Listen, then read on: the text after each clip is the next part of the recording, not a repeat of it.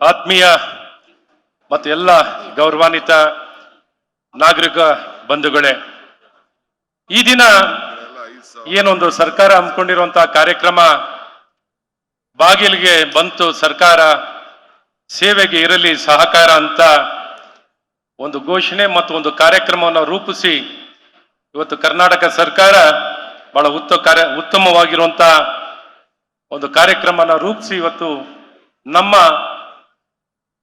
ಬೆಂಗಳೂರಿನ West zone ಇದರ ಅಡಿಯಲ್ಲಿ ಇಲ್ಲಿ ನಡೀತಿರುವಂತಹ ಈ ಕಾರ್ಯಕ್ರಮದಲ್ಲಿ ತಾವೆಲ್ಲರೂ ಭಾಗವಹಿಸ್ತಾ ಇದ್ದೀರಾ.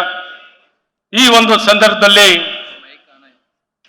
ಬೆಂಗಳೂರು ಅಭಿವೃದ್ಧಿ ಸಚಿವರು, ನೀರಾವರಿ ಸಚಿವರು ಹಾಗೂ ರಾಜ್ಯದ ಉಪಮುಖ್ಯಮಂತ್ರಿಗಳಾಗಿರುವಂತಹ ಸನ್ಮಾನ್ಯ ಡಿ.ಕೆ. ಶಿವಕುಮಾರ್ ಅವರ ಒಂದು ನಾಯಕತ್ವದಲ್ಲಿ ಈ ಕಾರ್ಯಕ್ರಮನ ರೂಪಿಸಿ ಸ್ವತಃ ಅವರೇ ಎಲ್ಲ ಕಾರ್ಯಕ್ರಮದಲ್ಲೂ ಭಾಗವಹಿಸಿ ಜನರ ಜೊತೆ ನೇರವಾಗಿ ಸಂಪರ್ಕಕ್ಕೆ ಬಂದು ಎಲ್ಲರ ಕುಂದುಕೊರತೆಗಳನ್ನ ಕೇಳುವಂತ ಈ ಕಾರ್ಯಕ್ರಮದಲ್ಲಿ ಭಾಗವಹಿಸ್ತಿರುವಂತ ಸನ್ಮಾನ್ಯ ಡಿ.ಕೆ. ಶಿವಕುಮಾರ್ ಅವರಿಗೆ ನಿಮ್ಮೆಲ್ಲರ ಪರವಾಗಿ ವೈಯಕ್ತಿಕವಾಗಿಯೂ ಸಹ ಅವರ ಉಪಸ್ಥಿತಿಯನ್ನು ಗೌರವಿಸಿ ಅವರಿಗೆ ಈ ಕಾರ್ಯಕ್ರಮಕ್ಕೆ ನಾನು ಮತ್ತೊಮ್ಮೆ ಸ್ವಾಗತವನ್ನ ಬಯಸುತ್ತೇನೆ. ಹಾಗೆ ನನ್ನ ಆತ್ಮೀಯರು, ನನ್ನ ಪಕ್ಕದ ಕ್ಷೇತ್ರದವರೇ, ಗಾಂಧಿನಗರ ಕ್ಷೇತ್ರದ ಶಾಸಕರು, ಆರೋಗ್ಯ ಸಚಿವರಾಗಿರುವಂತ ಸನ್ಮಾನ್ಯ ದಿನೇಶ್ ಗುಂಡೂರಾವ್ ಅವರ ಉಪಸ್ಥಿತಿಯನ್ನು ಗೌರವಿಸಿ, ಹಾಗೆ ವಸತಿ ಸಚಿವರು, ಚಾಮರಾಜಪೇಟೆ ಕ್ಷೇತ್ರದ ಶಾಸಕರು, ನನ್ನ ಆತ್ಮೀಯರಾಗಿರುವಂತ ಸನ್ಮಾನ್ಯ ಜಮೀರ್ ಅಹಮದ್ ಖಾನ್ ಅವರ ಉಪಸ್ಥಿತಿಯನ್ನು ಗೌರವಿಸಿ, ಹಾಗೆ ಪ್ಲಾನಿಂಗ್ ಕಮಿಷನ್ನಿನ ವೈಸ್ ಚೇರ್ಮನ್ ರಾಗಿರುವಂತಹ ಸನ್ಮಾನ್ಯ ರಾಜೀವ್ ಗೌಡ್ರು, ಆಡಳಿತ ಅಧಿಕಾರಿಗಳಾಗಿರುವಂತಹ ಸನ್ಮಾನ್ಯ ರಾಕೇಶ್ ಸಿಂಗ್ ಅವರು, ಆಯುಕ್ತರಾಗಿರುವಂತಹ ಸನ್ಮಾನ್ಯ ತುಷಾರ್ ಅವರು, ಬಿಬಿಎಂಪಿ ಆಯುಕ್ತರು, ಮುಖ್ಯ ಆಯುಕ್ತರು ಹಾಗೂ ಬಿಡಿಎ ಆಯುಕ್ತರಾಗಿರುವಂತಹ ಸನ್ಮಾನ್ಯ ಜಯರಾಮ್ ಅವರು, ಬೆಸ್ಕಾಮಿನ MD ಅವರು, ನಮ್ಮ BWSSB ಆಯುಕ್ತರು ಆಗಿರುವಂತಹ ರಾಮ್ ಪ್ರಸಾದ್ ಅವರು, ನಮ್ಮ ಎಲ್ಲ ಜಿಲ್ಲಾಧಿಕಾರಿಗಳು, ಎಲ್ಲ ಗಣ್ಯಮಾನ್ಯರು ವೇದಿಕೆ ಮೇಲಿದ್ದಾರೆ. ಆತ್ಮೀಯರೇ, ಬಹಳ ಮುಖ್ಯವಾಗಿ ಬೆಂಗಳೂರು ನಗರ ಒಂದು ಭರವಸೆಯ ನಗರ.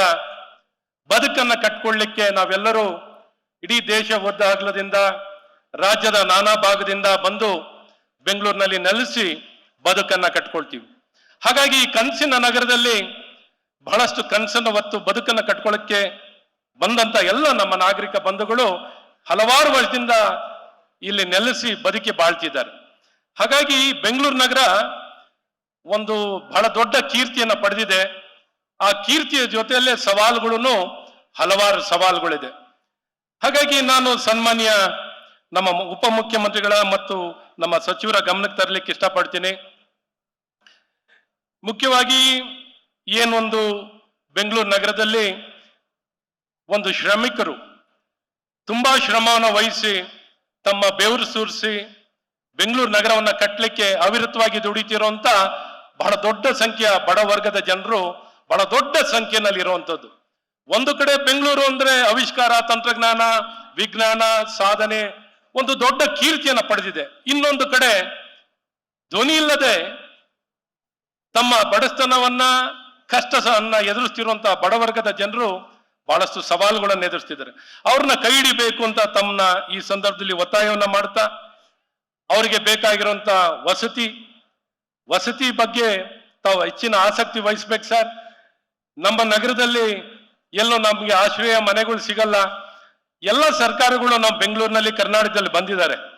ಆದ್ರೆ ಎಲ್ಲಾ ಸರ್ಕಾರದಲ್ಲೂ ಬಯಸಿದ ಮಟ್ಟದಲ್ಲಿ ಎಲ್ಲೋ ಒಂದ್ ಕಡೆ ವಸತಿ ಯೋಜನೆಗಳಲ್ಲಿ ಬಯಸಿದ ಮಟ್ಟದಲ್ಲಿ ನಾವು ಕೊಡ್ಲಿಕ್ಕೆ ಆಗಿಲ್ಲ. ಹಾಗಾಗಿ ದೊಡ್ಡ ಕೊರತೆ ಇದೆ. ಹಾಗಾಗಿ ನಾನು ಈ ಸರ್ಕಾರ ಆ ಸರ್ಕಾರ ಅಂತ ದೋಷಣೆ ಮಾಡ್ಲಿಕ್ಕೆ ಹೋಗಲ್ಲ. ಆದ್ಯತೆ ಏನಿದೆಯೋ ಅನ್ನೋದನ್ನ ಹೇಳುವಂತ ಒಂದು ಸಣ್ಣ ಪ್ರಯತ್ನವನ್ನು ಮಾಡ್ತಾ ಇದ್ದೀನಿ. ಹಾಗಾಗಿ ವಸತಿ ಬಗ್ಗೆ ಅತಿ ಹೆಚ್ಚಿನ ಆದ್ಯತೆಯನ್ನು ಕೊಡಿ ತಮ್ಮ ಸರ್ಕಾರದಲ್ಲಿ ಅಂತ ಒತ್ತಾಯವನ್ನು ಮಾಡುತ್ತಾ, ಹಾಗೆ ನಮ್ಮ ಇತ್ತೀಚೆಗೆ ನಾವು ಎದುರಿಸ್ತಿರುವಂತ ಒಂದು ಪ್ರಮುಖವಾದಂತ ವಿಚಾರ ಆಸ್ತಿ ತೆರಿಗೆ ಬಗ್ಗೆ. ಈ ಆಸ್ತಿಯ ತೆರಿಗೆ ಬಗ್ಗೆ ನಾವು ನೋಡಿದಾಗ ಇದ್ದಕ್ಕಿದ್ದಾಗೆ ಹಳೆ ಬಾಕಿಗಳು, ತುಂಬಾ ಹಳೆ ಬಾಕಿಗಳನ್ನ ಇನ್ನೊಂದು ಮತ್ತೊಂದನ್ನ ಯಾವ್ದ್ಯಾವ್ದೋ ರೆಗ್ಯುಲೇಷನ್, ಯಾವ್ದ್ಯಾವ್ದೋ ಲೆಕ್ಕಾಚಾರಗಳನ್ನ ಹಾಕಿ ಲಕ್ಷಾಂತರ ಜನ ಆಸ್ತಿವಂತರಿಗೆ ಹಳೆ ಬಾಕಿಗಳನ್ನ ಕೊಡ್ಲಿಕ್ಕೆ ತುಂಬಾ ಕಿರುಕುಳ ಆಗ್ತಿದೆ. ಹಾಗಾಗಿ ಆ ಗೈಡ್ಲೈನ್ಸ್ ಅಲ್ಲಿ ಏನು ತುಂಬಾ 3 ವರ್ಷಕ್ಕಿಂತ ಮುಂಚಿನ ಬಾಕಿಯನ್ನ ಕೇಳೋದನ್ನ ಬಿಟ್ಟು ಕಳೆದ 3 ವರ್ಷದಲ್ಲಿ ಯಾರೆಲ್ಲ ಈ ಆಸ್ತಿ ತೆರಿಗೆಯಲ್ಲಿ ಸಮಸ್ಯೆ ಇದೆ ಆ ಗೈಡ್ಲೈನ್ಸ್ ಏನು ಅನ್ವಯ ಮಾಡಬೇಕು, ರಿವಿಷನ್ ಅನ್ನ ರಿಟ್ರೋಸ್ಪೆಕ್ಟಿವ್ ಕೊಡಬೇಕಾ ಅಥವಾ ಯಾವ ಒಂದು ಗೈಡ್ಲೈನ್ಸ್ ನಲ್ಲಿ ತುಂಬಾ ದುಬಾರಿ ಆಗಿದೆ ಸರ್. ಹಾಗಾಗಿ ನಾನು ಸನ್ಮಾನ್ಯ ಉಪಮುಖ್ಯಮಂತ್ರಿಗಳಲ್ಲಿ ನನ್ನ ಸವಿನೀಯ ಪ್ರಾರ್ಥನೆ, ದಯವಿಟ್ಟು ನಮ್ಮ ಅಧಿಕಾರಿಗಳು ತುಂಬಾ ಜನ ಏನ್ ನೋಟಿಸ್ಗಳನ್ನ ಅತಿ ಹೆಚ್ಚಿನ ರೀತಿಯಲ್ಲಿ ಟ್ಯಾಕ್ಸ್ಗಳನ್ನ ಕೊಡ್ಲಿಕ್ಕೆ ಒತ್ತಾಯವನ್ನ ಮಾಡ್ತಿದ್ದಾರೆ. ತಾವು ಗಮನ ವಹಿಸಿ ಏನು ಈ ಒಂದು ನಾಗರಿಕರ ಆಸ್ತಿವಂತರ ರಕ್ಷಣೆಗೆ ಬರಬೇಕು, ಅವರಿಗೆ ಸಂಕಷ್ಟ ತುಂಬಾ ಎದುರಿಸ್ತಿದ್ದಾರೆ. ಹಾಗಾಗಿ ಈ ವಿಚಾರದಲ್ಲಿ ತಾವು ಅಧಿಕಾರಿಗಳ ಜೊತೆ ಸಮಾಲೋಚನೆಯನ್ನ ಮಾಡಿ ಏನು ಈ ವಿಚಾರವನ್ನ ಇನ್ನ ಸವಿಸ್ತಾರವಾಗಿ ನೋಡಬೇಕು ಅನ್ನುವಂತ ಒತ್ತಾಯವನ್ನ ತಮ್ಮನ್ನ ಈ ಸಂದರ್ಭದಲ್ಲಿ ಮಾಡ್ತಾ, ಹಾಗೆ ಬೆಂಗಳೂರು ನಗರ ಅಂದಿದ ತಕ್ಷಣ ಬಹಳಷ್ಟು ವಾಹನಗಳ ದಟ್ಟಣೆ. ಈ ವಾಹನಗಳ ದಟ್ಟಣೆಯಲ್ಲಿ ರಸ್ತೆಗಳು ಈಗಿರುವಂತ ರಸ್ತೆಗಳಲ್ಲಿ ಯಾವುದೇ ವಾಹನಗಳನ್ನ ಚಾಲನೆ ಆಗ್ಬೇಕಂದ್ರೆ ಬಹಳ ಕಷ್ಟ ಇದೆ ಸರ್. ಹಾಗಾಗಿ ಎಲ್ಲ ಬೆಂಗಳೂರಿನ ನಾಗರಿಕರು ಪಬ್ಲಿಕ್ ಟ್ರಾನ್ಸ್ಪೋರ್ಟೇಷನ್ ಸಿಸ್ಟಮ್ ಅನ್ನ ಅತಿ ಹೆಚ್ಚಿನ ಒತ್ತನ್ನು ಕೊಡಬೇಕು. ನಮ್ಮ ಎಲ್ಲ ಹೆಚ್ಚು ಕಡಿಮೆ ಬೆಂಗಳೂರಿನಲ್ಲಿರೋ ತಮಗೆಲ್ಲ ಗೊತ್ತೇ ಇದೆ, ಬೆಂಗಳೂರು ನಿಮ್ಮ ಕೈ ಅಂಗಳದಲ್ಲೇ ಇದೆ. ಹೆಚ್ಚು ಇರುವಂತದ್ದು ರೆವಿನ್ಯೂ ಲೇಔಟ್ಗಳೇ. ಈ ರೆವಿನ್ಯೂ ಲೇಔಟ್ಗಳಲ್ಲಿ ಯಾವುದೇ ಸಾರಿಗೆ ವ್ಯವಸ್ಥೆಗಳು ದೊಡ್ಡ ಬಸ್ಗಳು ಬರಬೇಕಂದ್ರೆ ಬಹಳ ಕಷ್ಟಕರವಾಗಿದೆ. ಹಾಗಾಗಿ ಮಿನಿ ಬಸ್ಗಳನ್ನ ವ್ಯವಸ್ಥೆಗಳನ್ನ ಮಾಡಿಕೊಟ್ಟು ಇನ್ನ ಸಂಖ್ಯೆಯನ್ನ 2 ಪಟ್ಟು ಅಥವಾ 3 ಪಟ್ಟು ಸಾರಿಗೆ ವ್ಯವಸ್ಥೆಗಳನ್ನ, ಸಾರಿಗೆ ಬಸ್ಗಳನ್ನ, BMTC ಬಸ್ಸಿನ ಸಂಖ್ಯೆಯನ್ನು ಹೆಚ್ಚಿಸಿ ಅಂತ ಈ ಸಂದರ್ಭದಲ್ಲಿ ತಮ್ಮನ್ನ ಒತ್ತಾಯವನ್ನು ಮಾಡ್ತಾ ಮಿನಿ ಬಸ್ಗಳಿಗೆ ಆದ್ಯತೆಯನ್ನು ಕೊಡಿ ಮತ್ತು ಸಾರಿಗೆ ವ್ಯವಸ್ಥೆಗೆ ನಮ್ಮ ಸರ್ಕಾರದಿಂದ, ಕರ್ನಾಟಕ ಸರ್ಕಾರದಿಂದ ಇನ್ನು ಅತಿ ಹೆಚ್ಚಿನ ಹಣವನ್ನ ಮೀಸಲು ಮಾಡಿ ಅದಕ್ಕಿಂತ ಹೆಚ್ಚಿನ ಗ್ರಾಂಟ್ ಅನ್ನ ಕೊಡಿ. ಹಣವನ್ನ ಕೊಡೋ ಮೂಲಕ ನಮಗೆ ಬಸ್ಗಳನ್ನ ಸೌಲಭ್ಯಗಳನ್ನ ಹೆಚ್ಚಿಸಿ ಅಂತ ಈ ಸಂದರ್ಭದಲ್ಲಿ ತಮ್ಮನ್ನ ಸವಿನಯವಾಗಿ ಪ್ರಾರ್ಥನೆ ಮಾಡ್ತೀನಿ. ಆ ಮೂಲಕ ಬೆಂಗಳೂರಿನ ದಟ್ಟಣೆ ಆಗಿರುವಂತ ಈ ವಾಹನಗಳಿಗೆ ಒಂದು ಪರಿಹಾರ ಸಿಗುತ್ತೆ ಅಂತ ಈ ಸಂದರ್ಭದಲ್ಲಿ ತಮಗೆ ತಿಳಿಸುತ್ತಾ, ಹಾಗೆ ಫುಟ್ಪಾತ್ಗಳು ಸರ್, ಫುಟ್ಪಾತ್ಗಳಂತೂ ನೆಡೆಗಾರರ ಪಾಲಾಗಿಲ್ಲ, ಬೇರೆ ಎಲ್ಲರ ಪಾಲಾಗಿದೆ. ಎಲ್ಲರೂ ಎನ್ಕ್ರೋಚ್ಮೆಂಟ್ ಫುಟ್ಪಾತ್ ಅನ್ನೇ ಮಾಡ್ತಿದ್ದಾರೆ. ಎಷ್ಟೋ ಕಾಲದಿಂದ ಫುಟ್ಪಾತ್ಗಳನ್ನ ರಕ್ಷಣೆ ಮಾಡಬೇಕು ಅಂತ ಎಷ್ಟೆಲ್ಲ ಪ್ರಯತ್ನ ಮಾಡಿದ್ರು ಫುಟ್ಪಾತಿಗೆ ಯಾರು ವಾರಿಸ್ದಾರಿಲ್ಲ, ರಕ್ಷಣೆ ಮಾಡೋರಿಲ್ಲ. ಫುಟ್ಪಾತ್ ಅನ್ನ ನೀವು ಪ್ರಯತ್ನ ಮಾಡ್ತಾ ಇದ್ದೀರಾ. ಈಗ ಇತ್ತೀಚೆಗೆ ತಾವು ಉಪಮುಖ್ಯಮಂತ್ರಿಗಳಾಗಿ ಬಂದ ನಂತರ ಫುಟ್ಪಾತ್ಗಳನ್ನ ತೆರವುಗೊಳಿಸುವಂತ ಒಂದು ಪ್ರಯತ್ನವನ್ನ ಮಾಡಿದ್ದೀರಾ. ಆದ್ರೆ ಫುಟ್ಪಾತ್ಗಳಂತೂ ನಡೆಗಾರರಿಗೆ ಬಳಕೆ ಮಾಡುವಂತ ರೀತಿಯಲ್ಲಿಲ್ಲ. ವಯಸ್ಸಾದವರು, ಶಾಲೆ ಮಕ್ಕಳು, ವಯಸ್ಸಾದ ಹೆಂಗಸರು, ಮಕ್ಕಳು ಯಾರು ಫುಟ್ಪಾತ್ ನಲ್ಲಿ ಓಡಾಡ್ಲಿಕ್ಕಾಗಲ್ಲ, ಎಲ್ಲ ರಸ್ತೆ ಮೇಲೆ ಓಡಾಡಬೇಕು. ಹಾಗಾಗಿ ತುಂಬಾ ಅನಾನುಕೂಲತೆ ಆಗ್ತಿದೆ. ಹಾಗಾಗಿ ಪಾದಚಾರಿಗಳ ರಕ್ಷಣೆಗೆ ಬನ್ನಿ, ಬಡವರ ರಕ್ಷಣೆಗೆ ಬಂದು ಈ ಪಾದಚಾರಿಗಳನ್ನ ವಾಕ್ಯಬಲ್ ಫುಟ್ಪಾತ್ ನಡೆಗಾರರಿಗಾಗಿ ಈ ಫುಟ್ಪಾತ್ ಅನ್ನ ಉಳಿಸ್ಕೊಡಿ ಅಂತ ಈ ಸಂದರ್ಭದಲ್ಲಿ ತಮಗೆ ಗಮನಕ್ಕೆ ತರ್ತಾ, ಹಾಗೆ ಆರೋಗ್ಯ ಸೇವೆಗಳಲ್ಲಿ ಈಗಾಗಲೇ ಶಿಕ್ಷಣದಲ್ಲಿ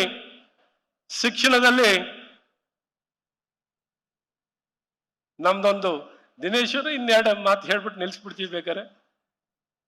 ಆರೋಗ್ಯ ಈಗ ಹೇಗೆ ನೀವು ಶಿಕ್ಷಣದಲ್ಲಿ ನಮ್ಮ ಕಾರ್ಪೊರೇಷನ್ ಸ್ಕೂಲನ್ನ ಸರ್ಕಾರಕ್ಕೆ ತಗೊಂಡಿದ್ದೀರಾ, ಸರ್ಕಾರಕ್ಕೆ ತಗೊಂಡು ಅದಕ್ಕಿನ್ನ ಉತ್ತಮವಾಗಿ ಶಕ್ತಿನ ತುಂಬು ಒಂದು ಒಳ್ಳೆ ವ್ಯವಸ್ಥೆ ನಿರ್ಮಾಣ ಮಾಡುವಂತ ಪ್ರಯತ್ನವನ್ನ ಮಾಡಿದ್ದೀರಾ. ಅದು ನಿಜಕ್ಕೂ ಶ್ಲಾಘನೀಯ, ಸ್ವಾಗತ. ಅದೇ ದಾರಿಯಲ್ಲಿ ಇನ್ನ ನಮ್ಮ ಬೆಂಗಳೂರು ನಗರದಲ್ಲಿ ಈಗಿರುವಂತಹ ಶಾಲೆಗಳಿಗೆ ಇನ್ನ ವ್ಯವಸ್ಥೆಯನ್ನು ಹೆಚ್ಚಿಸ್ಕೊಡಿ ಸರ್. ಹಾಗೆ ಇನ್ನ ಹೆಚ್ಚಿನ ಶಾಲೆನ ಪ್ರಾರಂಭವನ್ನು ಮಾಡ್ಲಿಕ್ಕೂ ಕ್ರಮ ವಹಿಸಿ. ಉನ್ನತ ಶಿಕ್ಷಣದಲ್ಲಿ ಒಂದಿಷ್ಟು ಕಾಲೇಜಿನ ಕೊರತೆ ಇದೆ. ತುಂಬಾ ಕ್ಷೇತ್ರದಲ್ಲಿ ಒಂದು ಕಾಲೇಜು ಇಲ್ಲ. ಹಾಗಾಗಿ ಆ ಕಾಲೇಜುಗಳನ್ನ ಕೆಲವು ಕ್ಷೇತ್ರದಲ್ಲಿ ಸರ್ಕಾರಿ ಕಾಲೇಜುಗಳು ಒಂದೂ ಸಹ ಇಲ್ಲ. ಕೆಲವು ವಿಧಾನಸಭಾ ಕ್ಷೇತ್ರದಲ್ಲಿ ಒಂದೂ ಸರ್ಕಾರಿ ಕಾಲೇಜ್ ಇಲ್ಲ, ಪಾಲಿಟೆಕ್ನಿಕ್ ಕಾಲೇಜುಗಳಿಲ್ಲ. ಇವನ್ನೇನಾರು ಪ್ರಾರಂಭ ಮಾಡ್ಲಿಕ್ಕೆ ತಾವೇನಾರ ಸರ್ಕಾರದಲ್ಲಿ ಗಮನ ವಹಿಸಿ ಮಾಡುವಂತ ಪ್ರಯತ್ನವನ್ನು ಮಾಡಿ. ಆರೋಗ್ಯ ಇಲಾಖೆಯಲ್ಲಿ ನಮ್ಮ ಬೃಹತ್ ಬೆಂಗಳೂರು ಮಹಾನಗರ ಪಾಲಿಕೆಯಲ್ಲಿ ಏನೊಂದು ಪ್ರಾಥಮಿಕ ಆರೋಗ್ಯ ಕೇಂದ್ರಗಳು ಇವನ್ನೆಲ್ಲವನ್ನು ಇವತ್ತು BBMP ನಲ್ಲಿ ನಿರ್ವಹಣೆ ಮಾಡ್ಲಿಕ್ಕೆ ಕಷ್ಟ ಆಗುತ್ತೆ.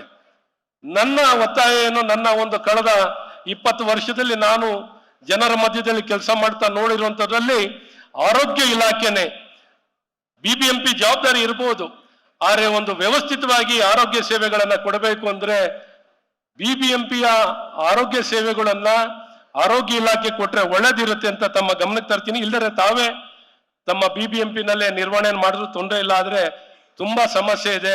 ಹಾಗಾಗಿ ತಾವು ಅದ್ರ ಬಗ್ಗೆ ಕಾಳಜಿ ವಹಿಸಿ. ಮತ್ತು ಪೌರ ಕಾರ್ಮಿಕರು ಸ್ವಚ್ಛತೆಯಲ್ಲಿ ನಮ್ಮ ಎಲ್ಲ ಕಡೆನೂ ತುಂಬಾ ಕಡೆ ಪೌರ ಕಾರ್ಮಿಕರ ಕೊರತೆ ಇದೆ. ಆ ಪೌರ ಕಾರ್ಮಿಕರ ಎಲ್ಲೆಲ್ಲಿ ಕೊರತೆ ಇದೆಯೋ ಆ ತಕ್ಷಣ ಅವ್ರನ್ನ ನೇಮಕ ಮಾಡುವಂತ ಕ್ರಮವನ್ನ ತಕ್ಷಣ ಈ ಜರುಗಿಸಿ, ನಮಗೆ ತುಂಬಾ ಕಡೆ ಪೌರ ಕಾರ್ಮಿಕರ ಸಿಬ್ಬಂದಿಗಳ ಕೊರತೆ ಇದೆ ಅಂತ ತಮ್ಮ ಈ ಗಮನಕ್ಕೆ ತಂದು, ಏನೊಂದು ಇವತ್ತು ಕುಂದು ಕೊರತೆಯ ಸಭೆಯನ್ನ ತಾವೇನು ಆಯೋಜನೆಯನ್ನ ಮಾಡಿ ಇವತ್ತು ನಾಗರಿಕರು ಭಾಗವಹಿಸ್ತಿದ್ದಾರೆ, ಬಹಳ ಉತ್ತಮವಾಗಿರುವಂತಹ ಒಂದು ಕಾರ್ಯಕ್ರಮ ಸರ್. ಇದರ ಮೂಲಕ ನೀವು ನೇರವಾಗಿ ಜನರ ಜೊತೆ ಸಂಪರ್ಕಕ್ಕೆ ಬಂದು ಅವರ ಕುಂದು ಕೊರತೆಗಳನ್ನ ಬಗೆಹರಿಸಲಿಕ್ಕೆ ಸಾಧ್ಯವಾಗುತ್ತೆ. ಇನ್ನೂ ವ್ಯವಸ್ಥಿತವಾಗಿ ಮಾಡಬಹುದು ಅಂದ್ರೆ BBMP ಸಹಾಯ ಅನ್ನುವಂತ ಒಂದು ಟೆಕ್ನಾಲಜಿ ಪ್ಲಾಟ್ಫಾರ್ಮ್ ಇದೆ, ಅದನ್ನು ಇನ್ನ ಬಲಗೊಳಿಸಿ ಇನ್ನ ಪರಿಣಾಮಕಾರಿಯಾಗಿ ಜನ ಅವ್ರ ಇದ್ದಲ್ಲಿಂದನೇ ಎಲ್ಲಾ ರೀತಿಯಾದಂತಹ ಕುಂದು ಕೊರತೆಗಳನ್ನ ನಿಮ್ಮ ಗಮನಕ್ಕೆ ತರಲಿಕ್ಕೆ ಸಾಧ್ಯವಾಗುತ್ತೆ ಅಂತ ತಿಳಿಸಿ, ನನ್ನನ್ನ ಈ ಕಾರ್ಯಕ್ರಮಕ್ಕೆ ಬರಮಾಡಿಕೊಂಡು ನನಗೆ 2 ಮಾತನ್ನು ಹೇಳಲಿಕ್ಕೆ ಅವಕಾಶವನ್ನ ಮಾಡಿಕೊಟ್ಟಂತ ತಮಗೆ ನಾನು ಎಲ್ಲ ಜನತೆಯ ಪರವಾಗಿ ನಾನು ಹೃದಯಪೂರ್ವಕವಾಗಿ ನಾನು ಕೃತಜ್ಞತೆಯನ್ನ ಸಲ್ಲಿಸ್ತೇನೆ. ನಿಮ್ಗೂ ಭಗವಂತ ಕರುಣಿಸಲಿ, ನಿಮ್ಗೂ ಒಳ್ಳೇದಾಗ್ಲಿ.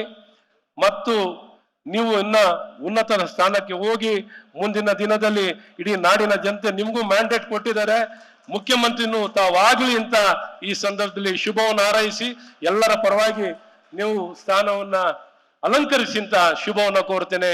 ನಮಸ್ಕಾರ. ಜೈ ಹಿಂದ್, ಜೈ ಕರ್ನಾಟಕ. ನ್ಯೂಸ್ ಫಸ್ಟ್ ನಿರ್ಭೀತಿಯಿಂದ ನಿಮ್ಮ ಪರವಾಗಿ.